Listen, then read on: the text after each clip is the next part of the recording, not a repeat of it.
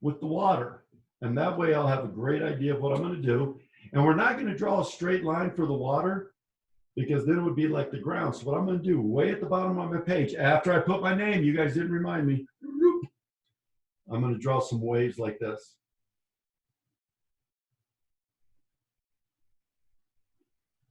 Just across the paper, that's all.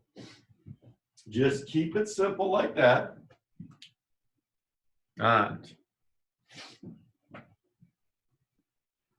And now we'll start drawing the ship, not the mouse yet. Okay, we're going to draw the front of the ship right here, and it's going to be closer to us. So what I'm going to do is I'm going to start right in the middle of my paper. See, this is the middle. I'm going to bring it over, and I'm just going to draw a line down like that. It's not a straight line, it curves.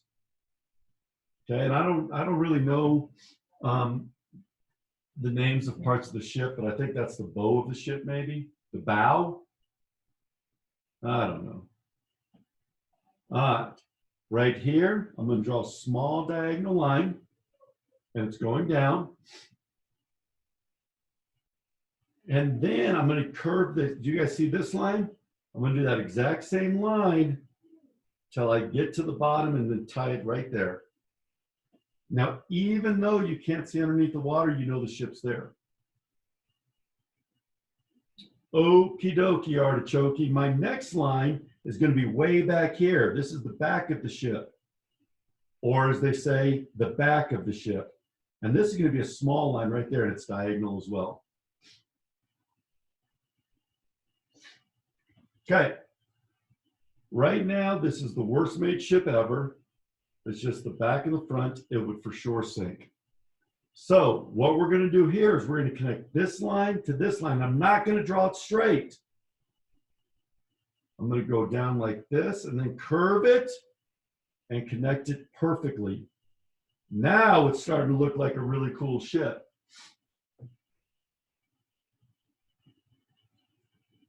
It doesn't look as good as Mason Olivia's does, but it looks really good. They did such a good job. All right. Now, this line right here, I'm going to do the exact same line right there, diagonal, just like that. And then, do you guys see this line I made? I'm going to make that line again, follow it by this. So it's going to come here, down, and the closer it gets there, it's going to get smaller because it's further away. And again, I don't know what that's called either. I should have done my homework. Mystery kind of dropped the ball today. All right, we're going to make 3 circles right here. Maybe those are windows. I don't know. Maybe they just look more like a ship. And here's a really good story, and this is a true story. So the ship hit the iceberg, and it started to sink, and people were running to get lifeboats, and some people were so greedy that they got on the lifeboats and took it even though they were half full. So that wasn't nice. But the band kept playing music. They didn't stop. And eventually they sunk with the boat, but they played music to try to make everyone feel good about things. All right, right here in the middle, I'm going to make a rectangle right here. Now, I'll be honest with you, I've been looking at this picture all day, and I have no idea what it is, but I'm sticking with it. Okay, so I have a rectangle there, and I'm going to draw a diagonal line right there to the boat. So we're looking totally 3-dimensional right now. The captain also stayed on the ship, even when it was going underwater. And they say that because it's in the ocean, that within the next 10 years, because of all the salt water and everything and the bacteria, that it's going to be totally dissolved and you'll never know it was there. All right. Now, right here at the very back, you're going to make a small diagonal line. Do that. And do you see this corner right here? You're going to bring this line and this corner, they're going to touch each other. Try to keep them straight. I did not. Maybe these are where people, these might be the rooms people live in. I bet you that's what it is. Okay, now this line I'm going to do again, but it's going to be inside a little bit, almost like stairs. And I'm going to bring it straight across there. And then I'm going to do one more line.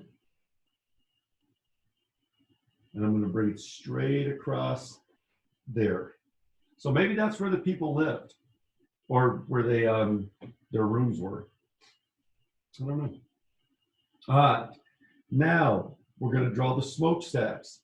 And that's a true story that they only needed 3 of them, but they made a 4th one to make it look more balanced. So that's kind of fun. All right, the first one is going to be the smallest one, and it's going to be right here. I'm going to draw a line straight down here, and then come over a little bit and draw one straight down here. And they stop when they get to the boat, but they're the same height right there. And then, instead of putting a straight line to connect them, I'm going to put a curved line to connect them. And that looks like a fisheye view. So pretend you're a fish looking up at this. And that's how we're looking at this one. So that's one smokestack. Now, in real life, they were all the same height, but we're going to make it a little different so you can see it. All right, next one, I'm going to put a line right there. And then again, I'm going to bring a line straight down here.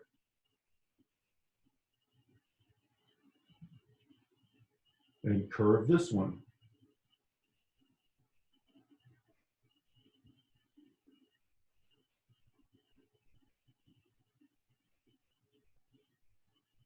All right, next one. I'm not even going to put a line on this side this time. I'm just going to put a line right here and curve it. And we still have the illusion that they're behind each other because they're in front. So by drawing them behind, we still see that. And then the final one, I'm going to make the line even smaller. And now we have 4 smokestacks or chimney stacks or whatever they are.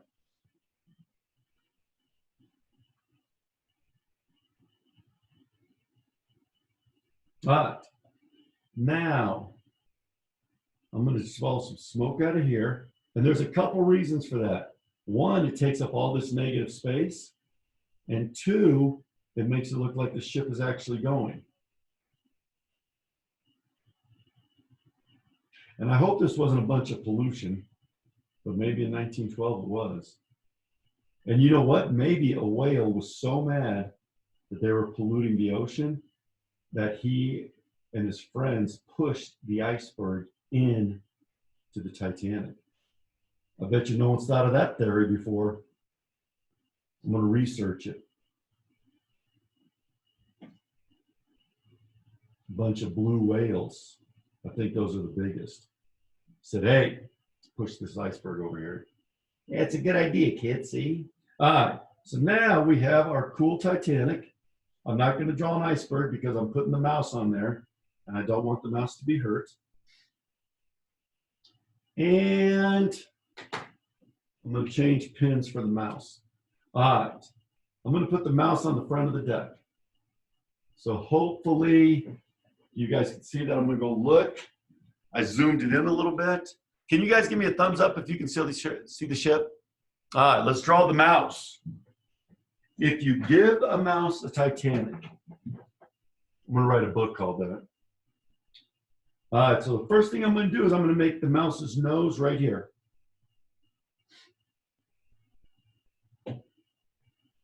And it is going to be small, but if the mouse was as big as the Titanic, it wouldn't work. All right. And right underneath that mouse, I'm going to draw one line and then a happy face like this, because he's so happy he's on the Titanic.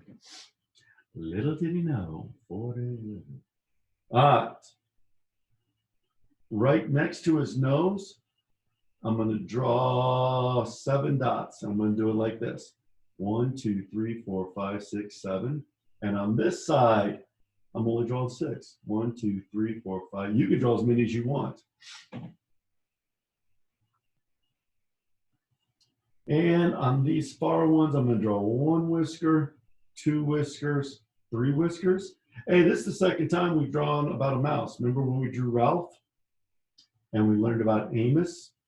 And then 1 whisker, 2 whisker, 3 whiskers. Amos was Ben Franklin's right-hand man.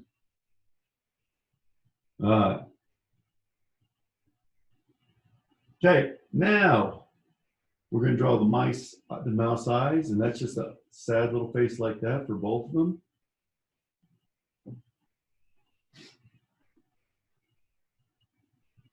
I wish I would have drawn it a little taller so you could have seen more of it, but this is okay.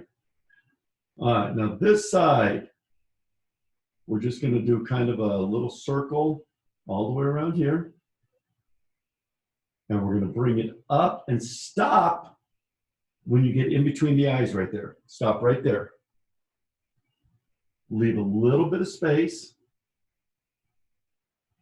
And then on this side, we're going to come up and we're going to stop right before the eyes because we have to draw the mouse ears. Let's do this one first. Just make a little triangle there. And then you make this one inside, and that makes it look like you can see inside his ears. And I'm going to draw a little fur right there. Okay, do you remember where we stopped right here? All you're going to do right there is just draw some hair like that. And then draw a little bit of line like you're coming around for a circle.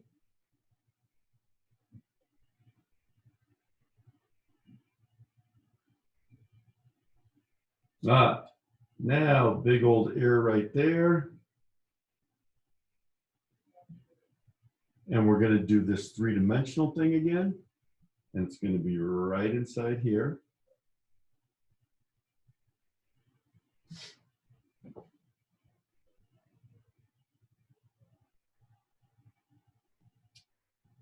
This hand is going to be behind the boat. And he's saying, I'm the king of the world. If you have seen the movie, you would get that joke. And you still probably wouldn't laugh at it, but nonetheless. Okay, now with this hand, we're going to do something a little different. We're going to go here and we're going to draw just the thumb. Don't do anything else. Just draw the thumb right there.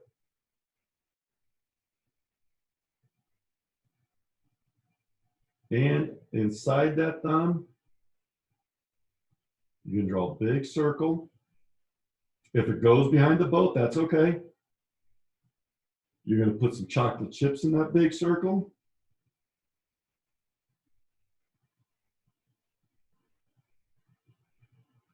And then you're going to draw the arm right there. So I'm going to give you a second to catch up.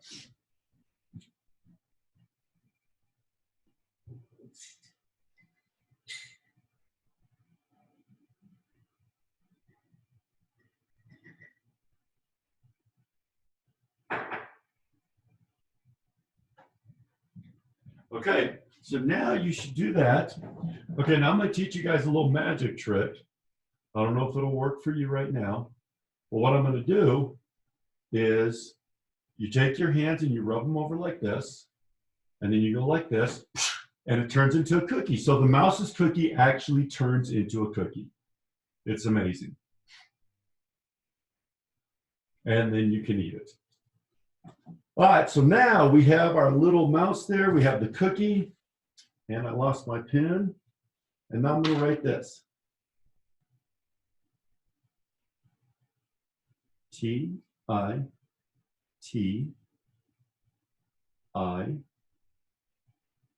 Oops, that's supposed to be a name. Now you guys see what I'm an art teacher instead of an English teacher. N-I-C.